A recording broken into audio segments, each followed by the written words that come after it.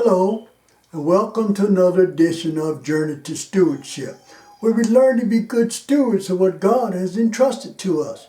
I'm your host, the Reverend Doctor, and today I got a good subject today, a good topic today that I think that would help us to understand just how God operates. And that is that God blesses you financially so you can be a blessing to other people. Yes, God gave you those finances not for you to hold for yourself, but to bless other people. And in your blessing of other people, He will bestow more to you. In other words, you can't outgive God. Now, you might try. I tell you what, why don't you try to outgive God? Try to outgive God. Whatever God gives you, see if you can give it away. And I can guarantee you that when you try to give it away, more is going to come your way, and you're not going to be able to give it all away. Because the more you give, the more you get. That's how God operates. The more you give, the more you get. So He is a God of addition, not subtraction. He is a God of addition.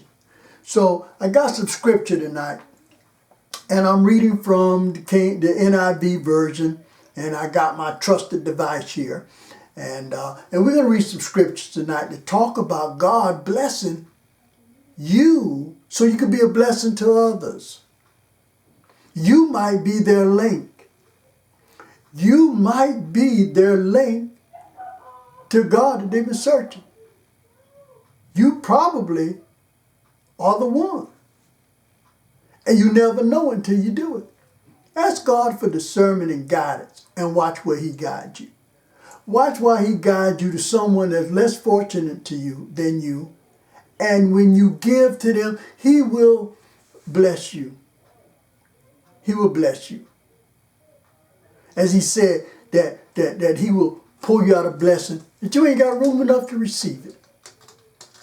You ain't got room enough to receive it. So the first scripture tonight is Proverbs chapter 10, verse 16. Proverbs chapter 10, verse 16. And I'm reading from the NIV. The wages of the righteous is life, but the earnings of the wicked are sin and death. The righteous. Your earnings is for life, God's kingdom, to bring life. But the wages of the wicked leads to sin and death. There is no life. So God is blessing you. When God bless you, when God bless you, you bless others.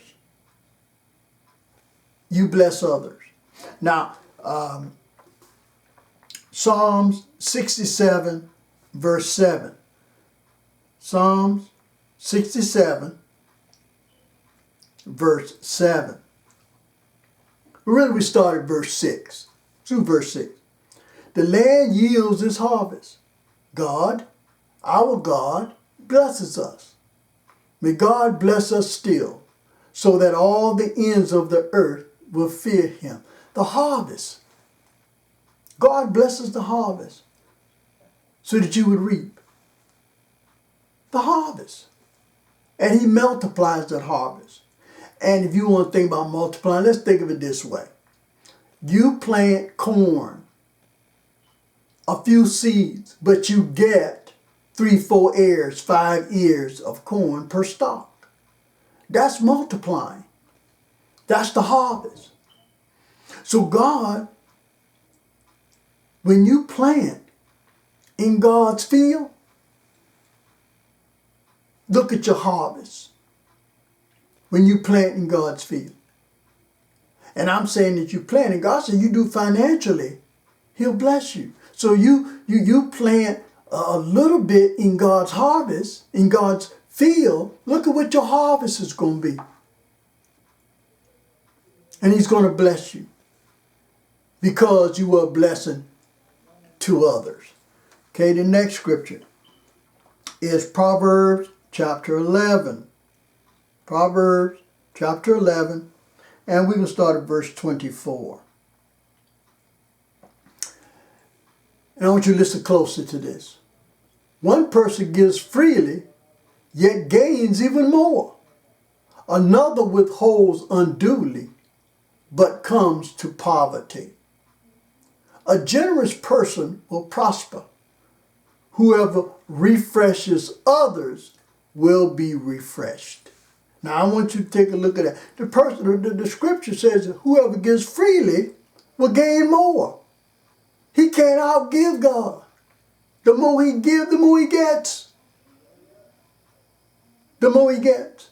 But those that when God gives them something, that they hold on to it. That they hold on to it. What eventually happens is they'll come to poverty.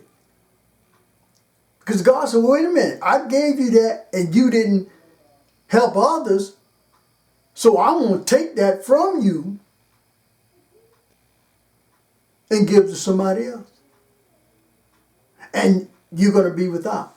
So God gives you financially so you can be a blessing to someone else. That's a good steward.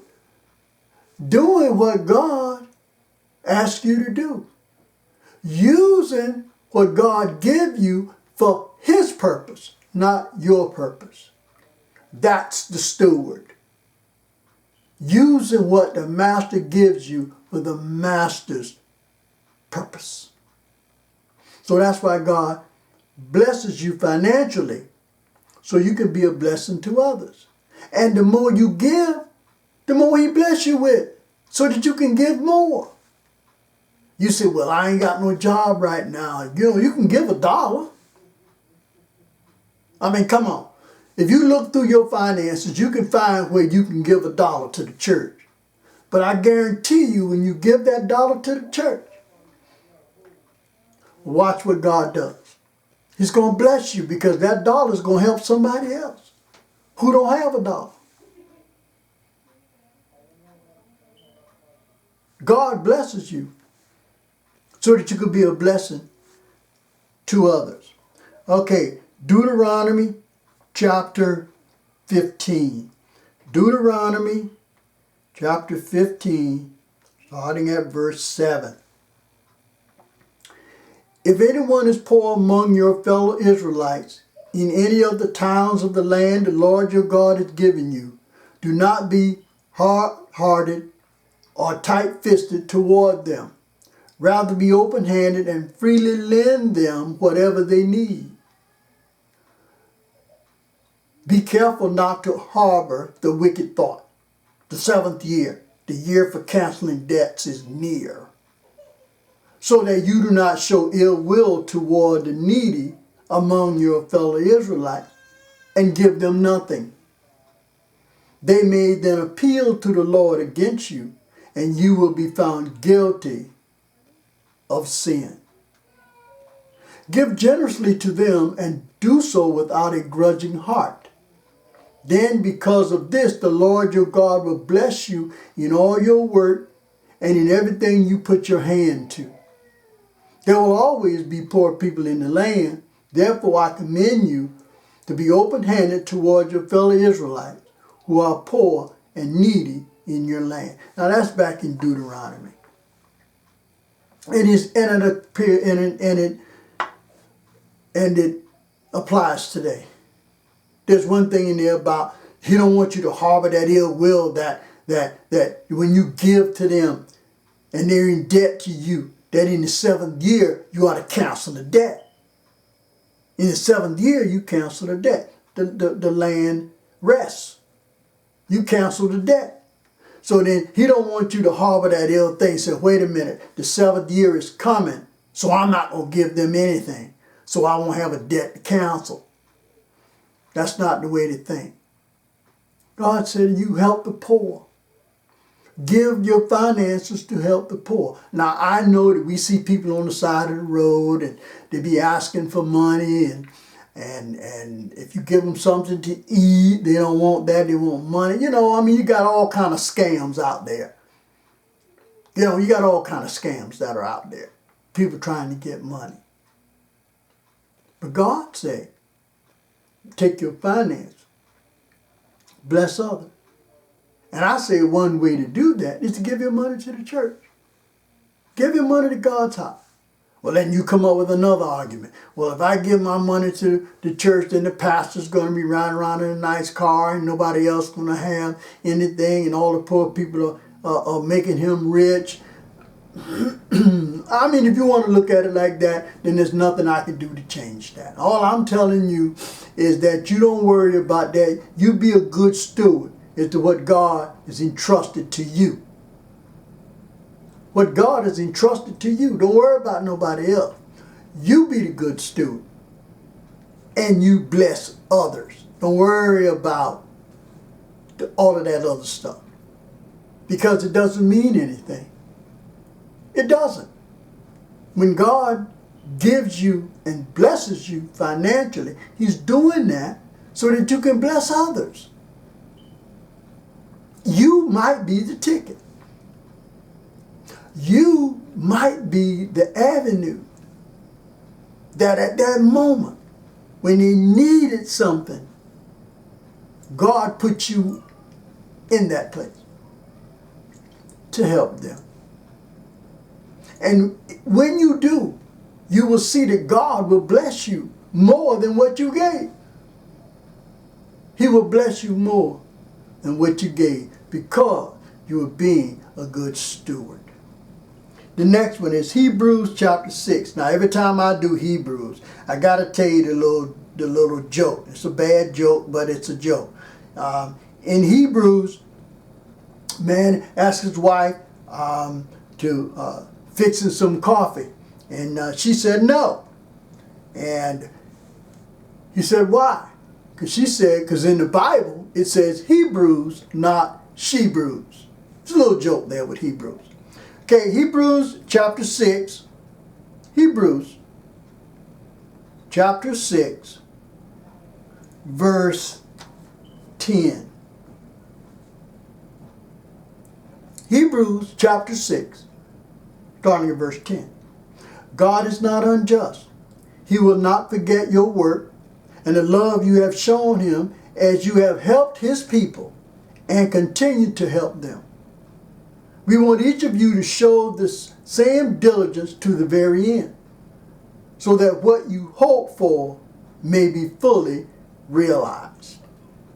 That there's something, I was going to tell everybody, listen clearly.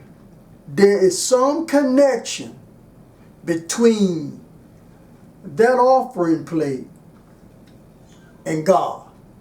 Now, I don't know what it is. All I know is there is a direct connection between that offering plate and God. Now, you can look at it any way you want. Me personally, I know and I feel without a doubt that there's a direct connection between that offering plate and God and the blessings that God has for you. You give a little, you get a lot. You give a lot, you get a lot. But God is going to bless you.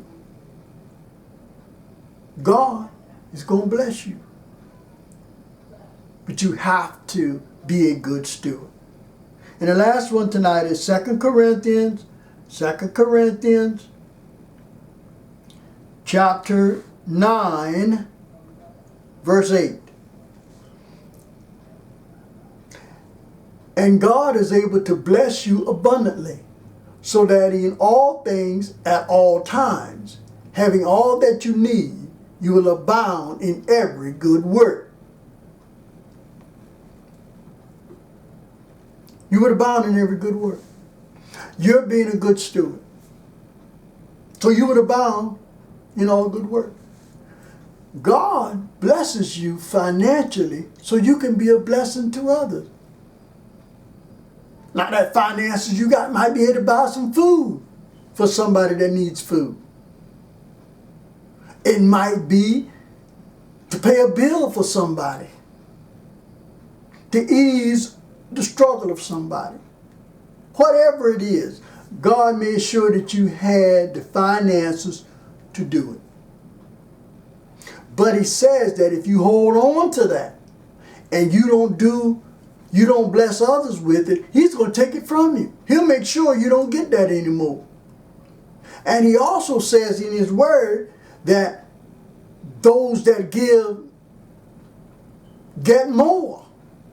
So if you giving and you blessing and you being a good steward, then you will get more than you gave. I'm telling you, there's a direct connection between that offering plate and God. There's a direct connection between that offering plate and God. And he tells you in Malachi 3, he said, bring your meat to the storehouse, all the tithes to the storehouse, so there'll be meat in mine house. And he said, prove me now herewith. This one thing where God said, prove me.